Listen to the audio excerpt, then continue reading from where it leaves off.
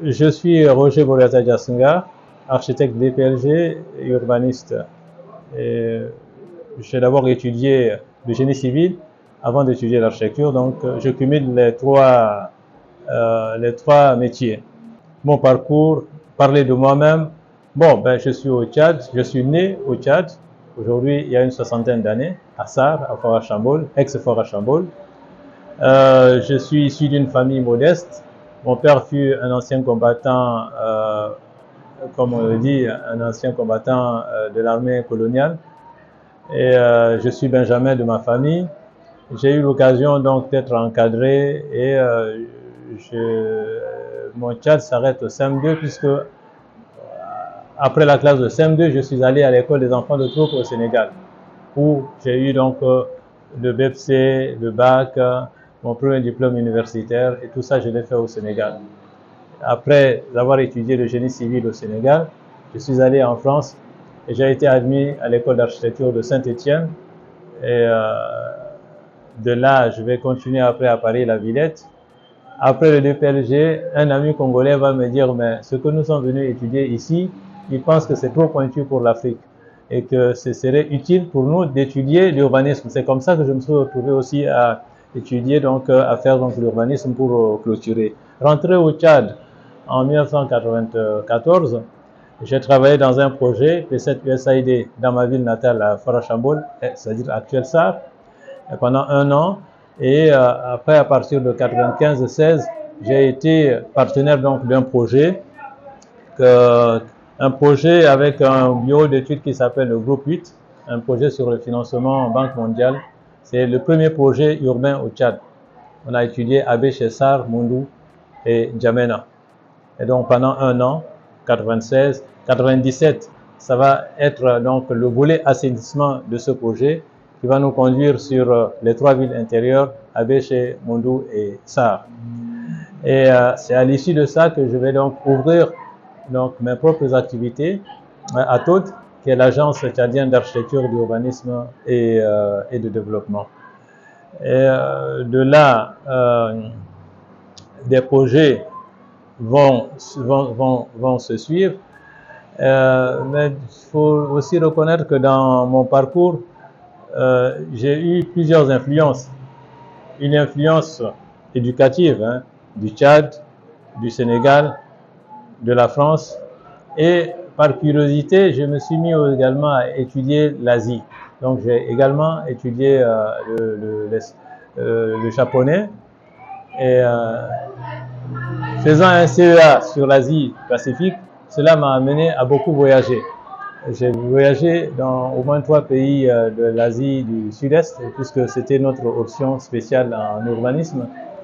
Et donc je totalise aujourd'hui à peu près 35 pays que j'ai voyagé à travers le monde.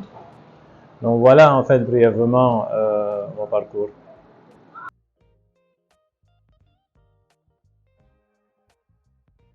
Alors, vous savez, en tant qu'Africain, comment je vois l'architecture? Et l'architecture, c'est l'amélioration de notre condition de vie, notre cadre de vie.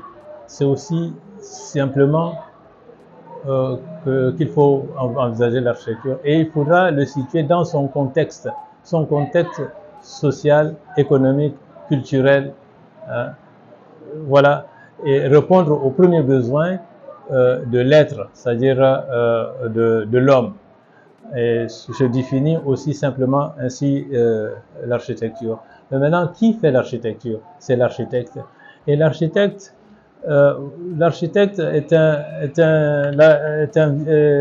quelqu'un qui est d'abord le premier des artistes et qui est dévoué à trouver des solutions pour améliorer les modes de vie ou les conditions de vie de ses concitoyens, tout en préservant bien sûr la nature.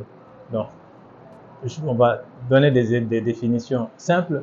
Donc, ça veut dire que c'est quelqu'un qui est perpétuellement en train de réfléchir sur l'intérêt général, sur l'intérêt de son prochain. Donc, c'est quelque part un humaniste caché, ce qui est rare dans les autres métiers.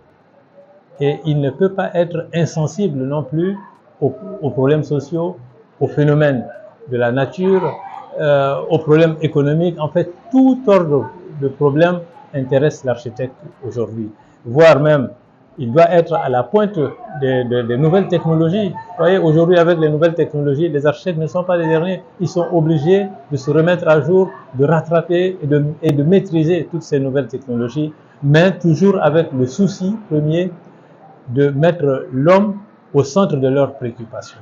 Donc voilà un peu les grandes missions que je pourrais dire de l'architecte.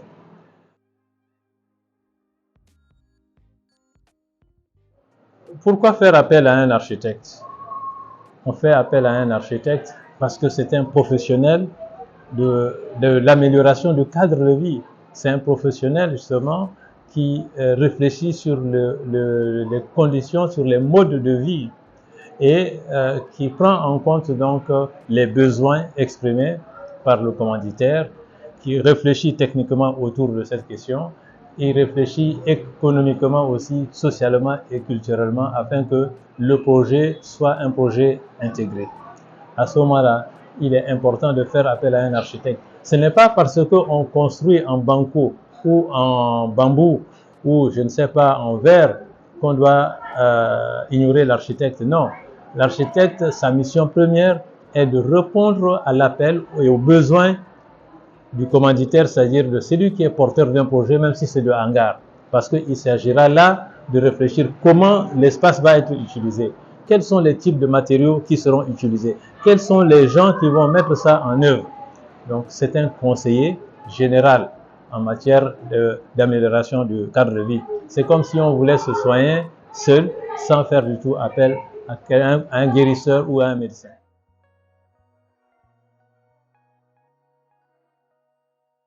Au Tchad, j'ai aimé beaucoup les villes que j'ai étudiées. Parce que ça a été une occasion pour moi de les découvrir. Il s'agit de N'Djamena, Abe, Chessar et Moundou. Ensuite, nous avons ajouté Doba. J'ai étudié également Gosbeida, Pala, Mao. En fait, une dizaine de villes que j'ai eu à étudier dans le cadre du projet ou bien dans le cadre universitaire en tant qu'encadreur de la matière d'urbanisme. Je disais tantôt, j'ai aussi enseigné à l'NTP et puis dans ma partie, j'ai encadré des diplômes sur certains sujets. Donc ça m'a aidé à aimer quelques villes tchadiennes et chaque ville elle est particulière. Et j'ai découvert la richesse culturelle de chacune de ces villes. Malheureusement, au Tchad, nous n'avons pas une politique déclarée, politique de ville. Ces villes essayent d'évoluer d'elles-mêmes, malgré les municipalités, parce que nous confondons souvent l'urbanisation, bien les problèmes de la municipalité avec le problème de la ville. La ville, c'est tout le monde qui bouge. C'est tout ce qui est à l'intérieur de la ville qui constitue la ville et qui bouge. Et sur ce plan-là, il reste à faire. Alors que beaucoup de nos villes présentent des potentialités. Vous voyez, quand j'ai écrit quelque chose sur Gosbeida, dans le cadre de la participation à l'UIA il y a 5 ans en arrière, tout le monde a apprécié. Parce que j'ai décrit Gosbeida sous un angle poétique. Et il faut qu'on apprenne aussi à lire nos villes et à détecter donc l'âme de ces villes. Voilà. Allez, maintenant, ici, je disais tantôt que je connais au moins une trentaine de pays. Et il y a beaucoup de villes qui m'ont charmé, telles que Arusha, en Tanzanie. Et dans cette ville, vous voyez, vous avez le présent, l'urbanisme planifié qui est là, mais vous avez quand même des poches de nature à l'intérieur de la ville. C'est-à-dire qu'il n'y a pas une rupture sèche entre l'organisation urbaine et puis la nature. Du côté, par exemple, de l'Europe, vous voyez, l'Europe est un vieux pays. J'aime bien la ville qui m'a accueilli, Saint-Étienne, parce que c'est une ville avec plusieurs collines. Et comme moi, je suis issu d'une zone de savane, ben, c'est curieux, je trouve curieux justement un endroit où il y a les collines. C'est comme maintenant ici au Tchad, quand je vais vers l'est du pays, je passe mon temps à filmer. Quelqu'un me dit, mais tu aimes beaucoup filmer les montagnes parce qu'il n'y en a pas chez toi. J'ai dit non, bien sûr, il n'y en a pas chez moi. Chez moi, il n'y a que des arbres. Hein. Donc, j'aime bien les montagnes, j'aime bien les reliefs accidentés.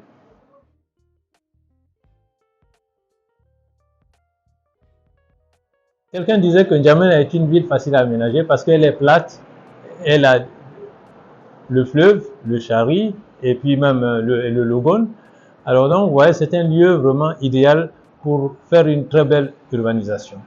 Malheureusement, initialement, c'est une ville qui a pris naissance sur une zone, une zone de cuvette. Donc, elle sera exposée à un phénomène d'inondation récurrente. D'ailleurs, cette année, vous avez vu ce qui s'est passé. C'est un phénomène qui s'est passé il y a 60 ans, qui est revenu cette année, c'est-à-dire l'inondation de demi-siècle. Alors, comment faire? Il va falloir justement que nous mettions en pratique toutes les études qui ont été faites sur N'Djamena, savoir les études d'assainissement. Ce ne sont pas les études qui manquent, les études sont là, mais nous invitons les hautes autorités justement à trouver les voies et moyens avec les populations afin que ces études qui sont là puissent voir le jour. Et Dieu merci, nous avons appris ici au 9e que la Banque mondiale va s'intéresser à un projet phare hein, sur un site particulier du 9e hein, pendant 6 ans. Donc c'est un projet pilote. Si ça marche, ça va se répercuter sur l'ensemble de la ville de N'Djamena. Et donc, outre le problème de l'inondation qui est un problème naturel, ce qu'il faut craindre pour N'Djamena, c'est l'assainissement. Parce que la ville s'étale, s'étend, mais ne maîtrise pas justement sa propriété. Donc, les problèmes d'assainissement. Et c'est là, et après le problème d'assainissement, c'est le problème de transport public qui se pose. En troisième lieu, il va falloir trouver des solutions pour que les citoyens lambda puissent construire moins cher. Nous avons la chance d'avoir de l'argile, une bonne argile, et il va falloir peut-être que l'État mette en place des unités, des unités de briqueterie modernes, comme c'était dans le temps, il y a une quarantaine ou cinquantaine d'années, pour casser le prix donc des matériaux de construction. Et il est anormal que le sable soit cher. Le sable à N'Djamena coûte 2 fois, 3 fois plus cher qu'à Maroua. C'est pas normal. Vous voyez? Et nous avons de la matière première en termes de construction, mais ça coûte cher. Donc pour que nous puissions donc rêver de faire notre ville une ville vraiment avec une ville qui charme, une ville assez saine, mais réduisons donc le coût des matériaux, donnons de la formation à la main d'œuvre, ayons confiance aux concepteurs qui sont les architectes, les urbanistes et les ingénieurs, et tous ensemble, je crois que nous pouvons bâtir une très belle ville, saine et humaine. Parce que le Tchadien est humain, il y a ce sens de l'humain là habite encore le Tchadien. Et il faudra pas l'aider à perdre, mais il faut plutôt l'aider à garder ce humanisme pour qu'on crée une urbanité propre à nous, les Tchadiens.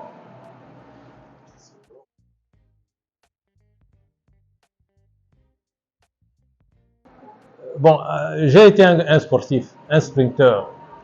Aujourd'hui, avec l'âge, j'aime toujours me voir et mon sport le plus préféré, c'est la marche. Et j'inviterai justement chacun de nous à aimer la marche. Et surtout, nous, dans notre profession, marcher, c'est très important. Parce que quand vous marchez, vous allez découvrir la nature, vous allez découvrir les uns et les autres, et ça va aider dans la conception, dans la réflexion sur les choses. Donc, marcher est une continuité de notre préoccupation. Marcher pour découvrir, marcher pour apprendre, marcher pour voir les couleurs, les différentes couleurs, marcher pour mieux respirer, etc. Donc, je vous invite à la marche.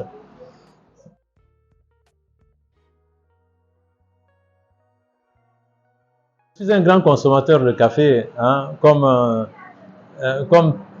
comme les gens qui sont tout le temps en train de réfléchir. Hein. Ailleurs, là, les gens ils prennent beaucoup de café, et donc je consomme du café juste pour retrouver de l'énergie et continuer à lire, continuer à dessiner, continuer à faire de l'art, etc. Mais sinon, j'aime aussi le thé. Et quand je dis le thé, là, cette fois-ci, je sors du Tchad, hein, puisque j'ai aussi une culture du Sénégal. J'aime ce que là-bas au Sénégal, on appelait ataya. Hein, c'est de thé sénégalo-mauritanien. Quand il n'y a rien à faire, on se retrouve à 4, 5, 6. Et puis on fait ce thé-là, ça fait tuer le temps. Ça dure au moins 3 heures de temps. Tu as le premier thé, le premier round, le deuxième, le troisième. Et c'est pris dans des petits funjals. Et c'est l'ambiance qu'il y a autour qui est intéressant parce que chacun apporte ce qu'il sait. On cause de tout. Et c'est ce cadre-là que j'aime aussi, en prenant le thé dans ce cadre.